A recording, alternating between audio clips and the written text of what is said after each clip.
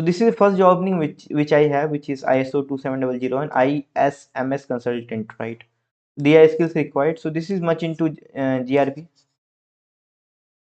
GRC governance rules and compliance. This is a mail ID.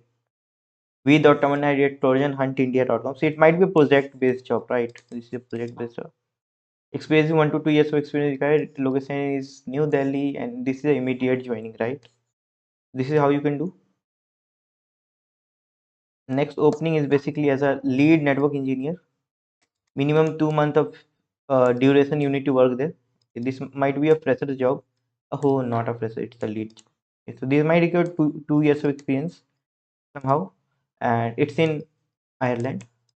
Foreign में भाई देख लो, जाना चाहते चले जाओ.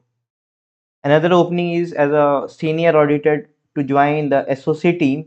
Okay, and this is the mail ID kripa@gmail.com, and the client, this is a client facing role where the conductor system analysis. So this is a remote job somehow into SOC L2 level 2, which is a mid-level job, and 5 to 10 years of experience is required. So do accordingly. That's all. This was very short, right? That's all, guys. There are very short job.